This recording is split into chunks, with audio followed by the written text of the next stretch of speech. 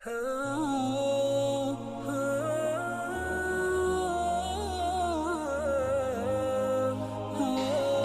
pendengaran kita. Banyak isu fitnah macam-macam yang kita dengar. Dari lingkungan, gosip, fitnah. Ada orang membawa berita yang membuat kita sakit hati. Tak usah dengar. Tak usah dengar. Orang mukmin bersikap, kalau berita yang mau didengar itu baik, lanjut. Kalau tidak baik, mohon bilang sama yang membawa berita, diam. Diam loh, saya tak mau dengar. Saya tak mau tahu. Biarpun ada orang membawa fitnah, saya sering didatangi. Ada si kiai ini, si ustaz ini, dia suka mau sebutkan nama antum, menjelekkan antum. Saya bilang diam, saya dah mau tahu. Dan anak ingin kasih tahu supaya kamu berhati-hati. Saya tak perlu berhati-hati sama manusia. Saya berhati-hati sama Allah supaya jangan kena siksa Allah Subhanahu Wa Taala. Istiqamah beribadah. Saya tak peduli apa yang diucapkan oleh manusia.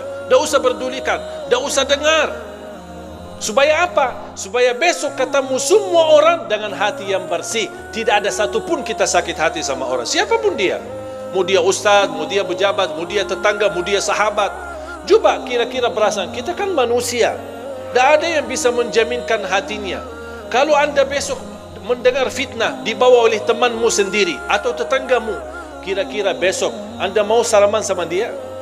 Biarpun anda berkenan salaman, kira-kira hatinya bersih atau sakit hati?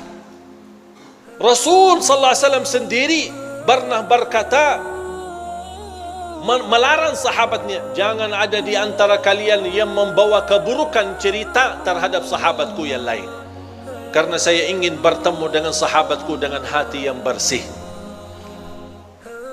Kalau si fulan membawa berita, besok kita sakit hati, ketemu ini yang kemarin yang suka enak-enak aja nih, baru kenal aja udah langsung berani fitnahin aku. Ini kan bisikan kalbu. Dan itulah salah satu sebab yang terkunci hati kita. Makanya fantas kehilangan khusyuk. Karena ini perasaan, makanya tidak usah peduli. Dan saya belajar, orang yang ikhlas dipuji, dihina sama saja. Saya ulang lagi, mudah-mudahan bisa difikirkan.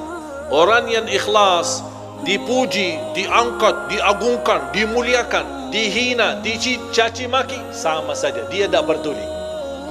Dia tidak peduli nilai manusia. Dia tidak peduli apa kata manusia. Manusia senang, dia tidak peduli. Manusia tidak senang, apalagi dia tidak peduli. Yang dia pedulikan, Allah senang, Allah suka, Allah ridha, Allah mau, sudah selesai. Kalau kita bisa hidup insya-Allah dengan seperti ini, insya-Allah kita punya hati nurani, akan baik sama semua orang dan selalu berbaik sangka. Jangan kita selalu bertafsir sendiri. Dua orang duduk di sana, mereka bisik apaan ya? Jangan-jangan aku yang pusing kita. Coba kalau kita berduri apa kata orang, wallahi kita yang pusing, bukan mereka. Coba kalau kita lupakan, kita abaikan. Dan saya nasihatkan, sampai ada seorang ibu berkata, alhamdulillah Ustaz, saya tidak pernah gosip orang, tidak pernah suka ngomong orang, tapi mohon maaf saya suka dengar. Ya sama aja dosanya.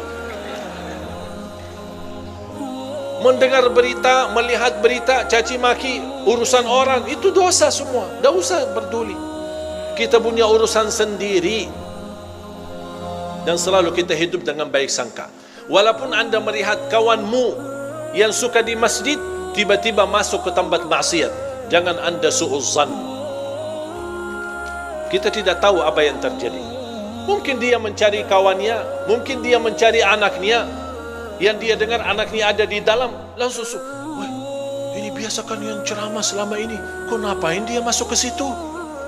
Langsung kita pakai tafsir sendiri, disertai dengan godaan setan, bertambah fitnah. Begitu kita dengar berita huwak yang tidak ada asalnya dan tidak ada dasarnya, oh ya betul, saya kemarin lihat dia masuk ke tempat maksiat, bertambah buruk kita, bertambah beredar fitnah sana sini, dan kita membawa dosanya sampai hari kiamat. Hati-hati jamaah sekalian. Makanya tutupi pandangannya.